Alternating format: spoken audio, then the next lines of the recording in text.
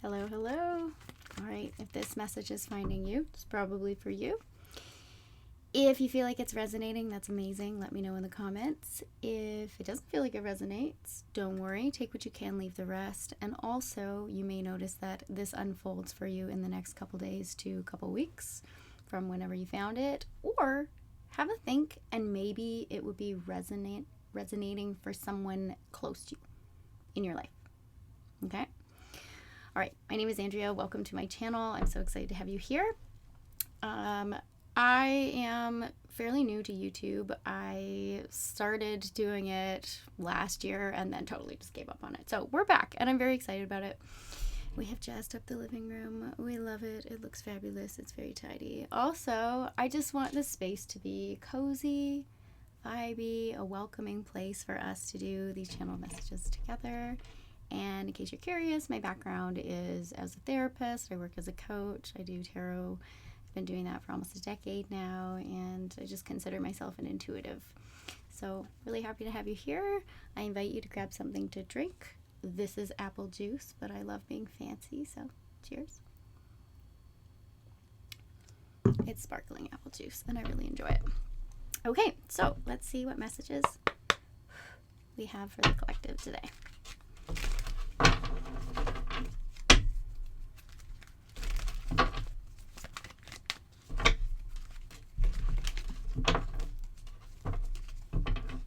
Like to have at least one really good shuffle, like there we go, I call it like a juicy shuffle. It's very satisfying. And then I like to take jumping cards. So if you're new to, I guess, Tarot Tube, this is new information. If you've been watching tarot readings forever, this is not new information. But let's see what we get. Okay, 5 of Wands. What's that? Queen of Cups. Love it.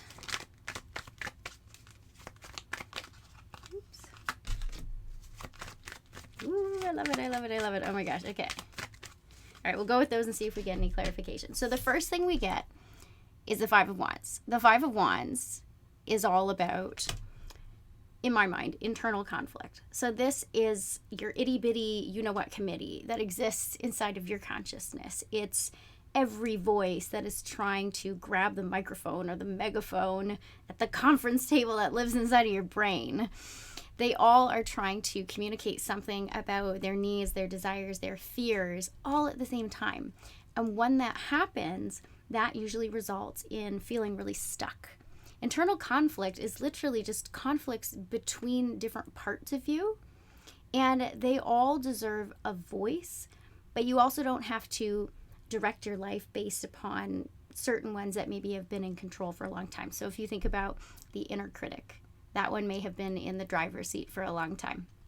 I like to imagine our body like the bus, our life as the road that we're driving down, and whoever's in the driver's seat is basically the consciousness, right? So you can choose who is in the driver's seat, but you may have had someone like your inner critic in your driver's seat for a long time, where you could be trying to navigate a very adult situation and recognize that you're not behaving in a way that you're proud of. Check in and see, is it your inner child?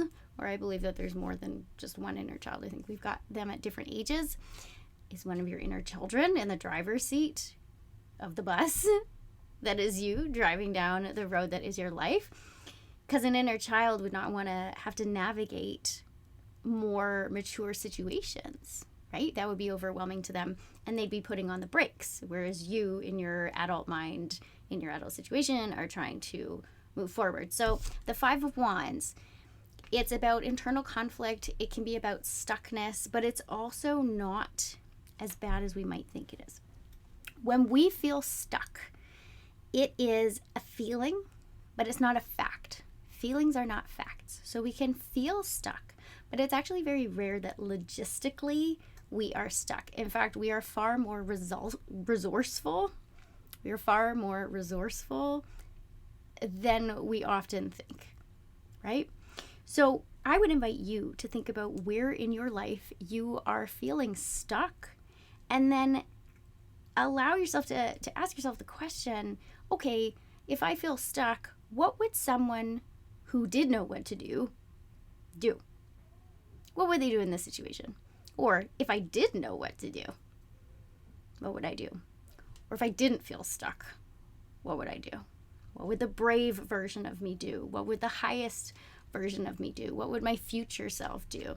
These are the questions to ask yourself when you are having this internal conflict. But this essentially is the feeling of being, kind of at war with ourselves. And it's not as dramatic as that, but it can feel like it, especially when we're on the precipice of a breakthrough.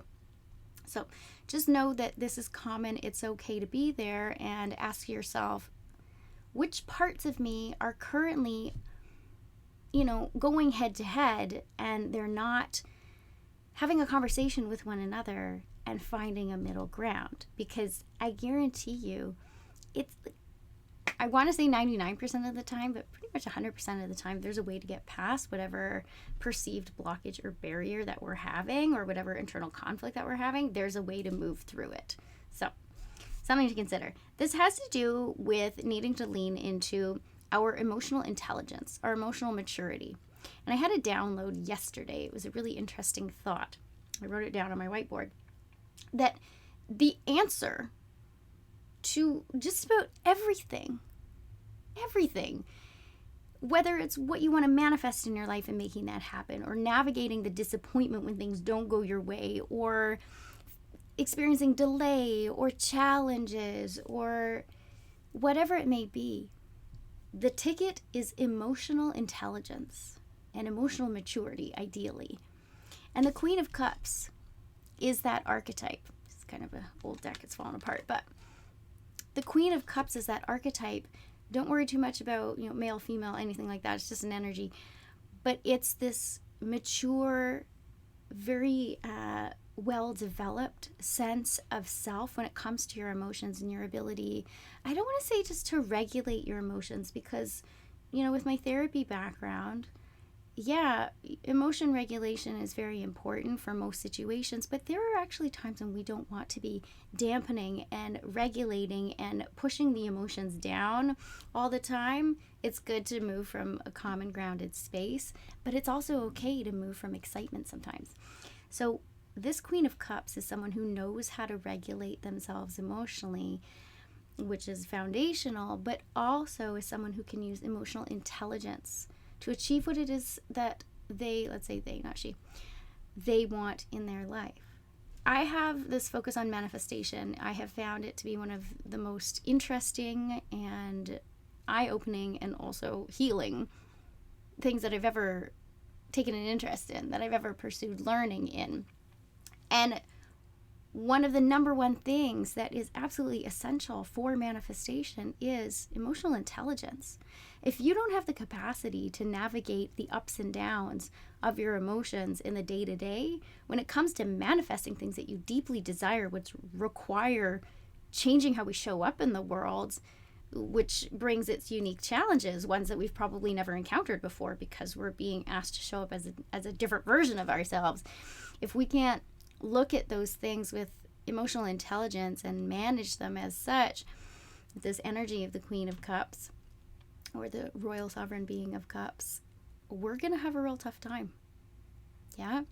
So maybe some of the internal conflict that we're experiencing is requiring us to take a step back, ground ourselves, and then ask, what is the most emotionally intelligent way that I can navigate this current situation?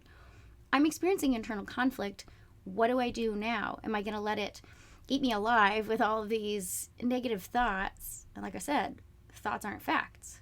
Very important to keep that in mind. And when you recognize that, it allows you to look at things from a higher perspective and go, okay, well, I'm having these thoughts that aren't very helpful. I can look at those and figure out what's true and what's not. And then I can also look at the emotions that are coming up, which are valid, but not necessarily sustainable or necessary. So you allow yourself to feel the feeling. You don't deny it or bypass it.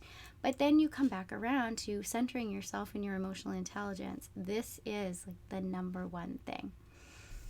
And then we get the Ace of Cups. The beautiful thing, I love this card. The Ace of Cups is talking about love and emotions, but Ace of Cups is self-love, in my opinion. Some people say this is the romance card. I don't think so. I think that the Two of Cups is the romance card, in my opinion. But the Ace of Cups is speaking to self-love. This is about filling your own cup first, so that when you're giving to others and you're working on things in your life, your projects, your life's work, your vocation, whatever it may be, your purpose.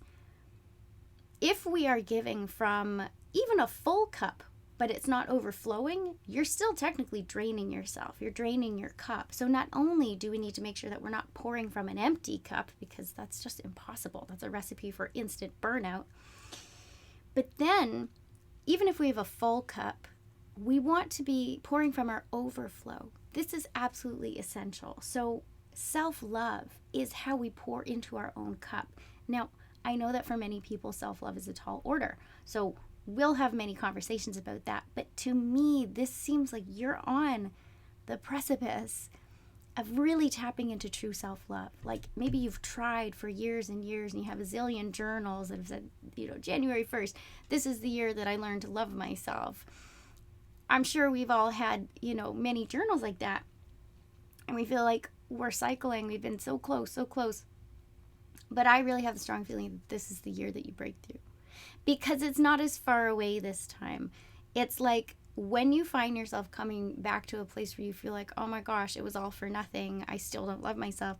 That's not true. You're bringing all of the wisdom and all of the experience that you've had on your path, even if it feels like you've been spinning for years.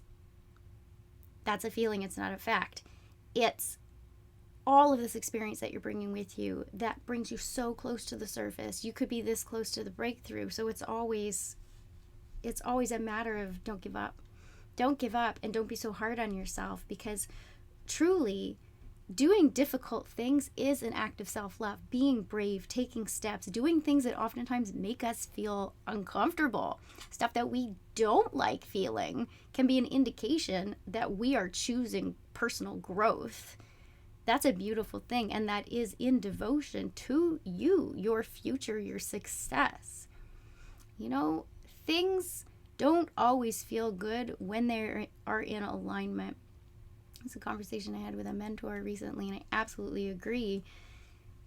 Sometimes the things that are actually aligned with us feel so incredibly uncomfortable because they're aligned with a new version of us that's coming through, but we're not used to embodying that version of ourselves. So of course, it's going to feel really uncomfortable to behave like that version. It's new. We're not used to it. And yet, there's a deeper knowing that when we start to show up in that way, even if it's uncomfortable, we're starting to fill up our cup. We're starting to feed into the new identity. We're starting to truly love ourselves. You will feel when you're getting closer to a breakthrough, especially with your identity, which is how we up level, which is how we change our lives and get what it is that we want. We do have to shift our identity. Literally, your identity dictates what you feel worthy of receiving and what you feel worthy of pursuing. So there's the practical sense of what you will actually take steps towards, but then also the more energetic, the receiving. You've got to believe that you are worth what it is that you want. If you don't believe that, you won't open yourself up to receiving it. And when we do this, when we do the identity shift, it can be wildly uncomfortable. But there's that deeper knowing. There's a part of you that is at your core, underneath all the layers of, trauma and difficult experiences and memories and things that were very real in the moment. But you've gotten to a point in your life where you recognize that you don't need to carry that anymore. You can have a memory that's no longer emotionally charged. It doesn't cause you pain anymore. But we have to recognize that. We have to do the work. We have to process it, right?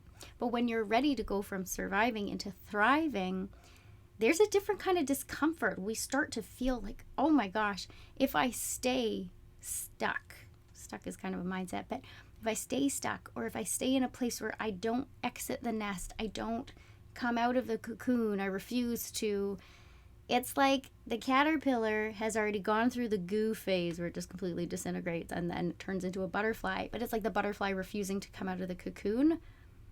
You can't breathe, it can't move, it can't live, it can't fly. You're going to have to come out of the cocoon. It becomes so painful to stay in that place that eventually we recognize that it's almost more uncomfortable. It's scarier to stay stuck in that old version of ourselves because we know we've outgrown it. Like, we know it. It's overdue. It's more than overdue. And being brave and taking the steps is the ultimate act of self-love. And you got to do it every day. You got to show up. You got to keep pouring into yourself. And it might feel like it's empty right now. This could have been a really exhausting process for you, the identity shift that I think you're going through. It's like pouring into a cup that feels completely drained. It's going to take a while. Maybe you need to pull back. Maybe you need to not constantly be pouring into other people, because you need to not only like get to a place of overflow, you just need to start having the bare minimum. Maybe you have to pull back a little bit and start pouring into yourself in whatever way is helpful and supportive to you. That's up to you. And getting support from people who really want to see you thrive, really want to support the change. Sometimes the people who are closest to us and love us the most are concerned for us in a way that kind of holds us back. So it's okay to take some steps back and just protect the transformation. But if there's people who really want to support you in the transformation, it's okay to reach out to them and get that support and have them pour into you as well. And that could be a channel like this. It could be, getting mentorship. It could be talking to a therapist. It could be talking to a coach. It could be reading a book. It could be tuning into someone's educational content. There's so much out there. Pick your mentors. You can pick and choose, even if you can't hire them right now, and you will down the road. That's fine, but find sources that also pour into you. This is why I love YouTube. I love YouTube because I can pour into myself constantly. There's so much, not just information, but tapping into people's frequencies, their energy. I believe we can feel it through the screen. Like I'm talking to a camera, but it's as if I can feel you there. I love it. It's like we're here together. I think that's really beautiful. So you can use the online space as well to tap in and connect with other people, right? And then we've got this hanged person in reverse. Or sorry, not in reverse. They're upright, but they're not upright. The card's upright, but the person's not. The point of this card here, this person is consciously choosing to look at a situation from a different perspective. They are choosing to turn it upside down and go, okay, maybe it doesn't feel good right now because I got all this internal conflict going on. You've recognized that you're going to have to step into a certain level of emotional intelligence that maybe you've had internally, but you haven't been putting into practice. You haven't been using it. Maybe you've craved that level of emotional maturity your whole life, and finally you're breaking through into it, and it's really exciting, but it's also like, oh my gosh, how do I maintain this? How do you maintain this?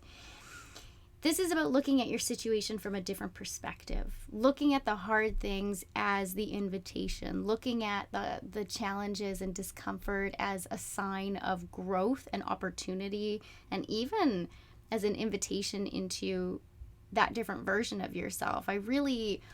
My favorite thing right now is identity shifting. And the reason for that is because it has worked for me. First, without me realizing that that's what I was doing, and I'll tell that story another time. But then figuring out what it is through learning about manifestation, and then recognizing how tremendously healing it can be when you become the conscious creator of your life, of your reality. Now, there are things that are out of our hands because we're functioning in a world that it's like the accumulation of everybody's consciousness sort of coming together, and we're all manifesting different things, and we interact, and so it does interact with our reality. Yeah, we don't control everything, but we control how we perceive things, and then we control how we respond to things, and that also leans into the emotional maturity piece.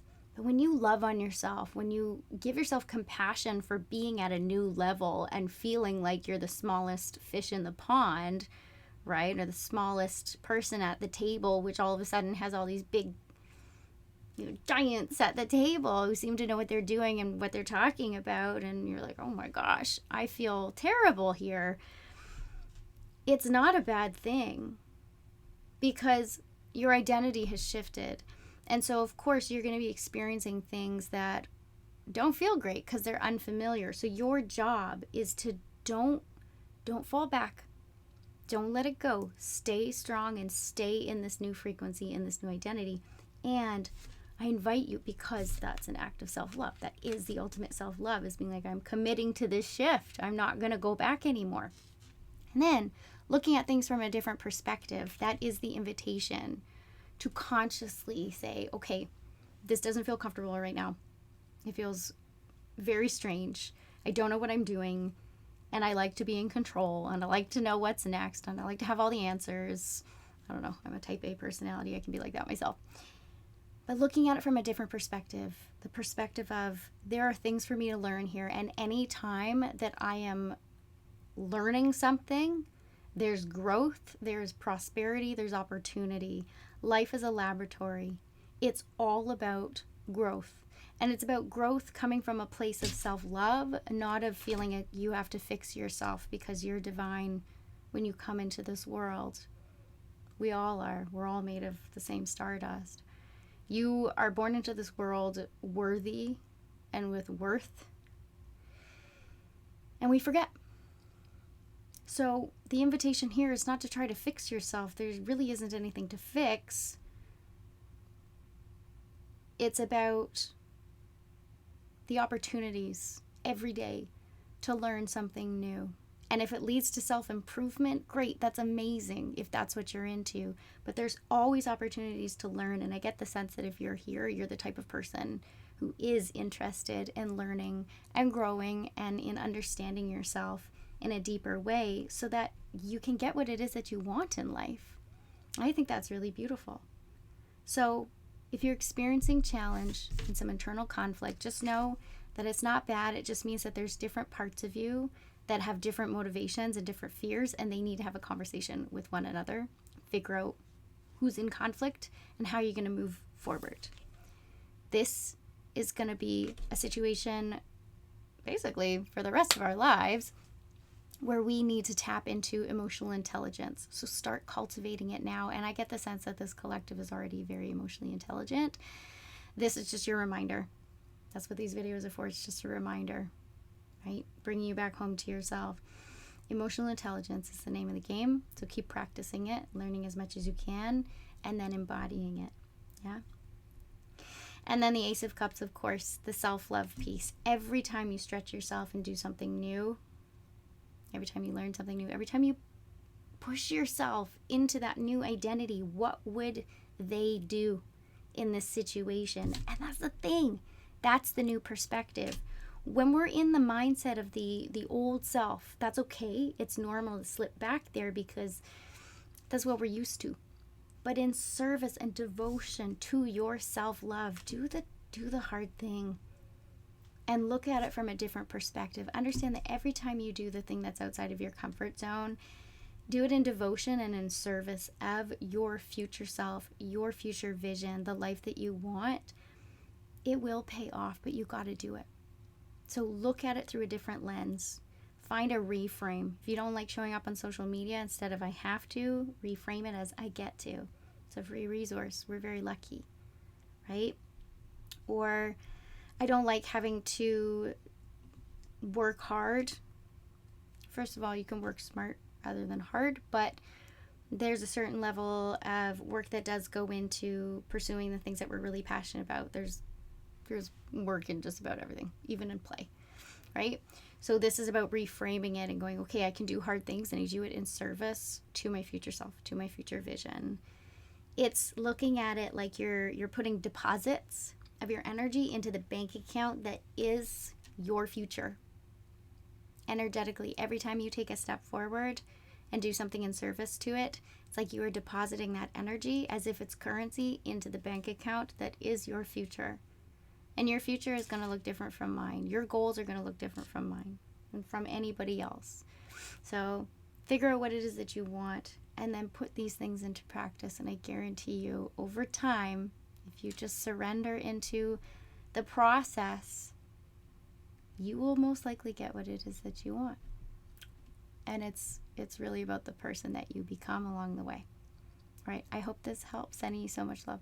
I'll see you soon. Bye.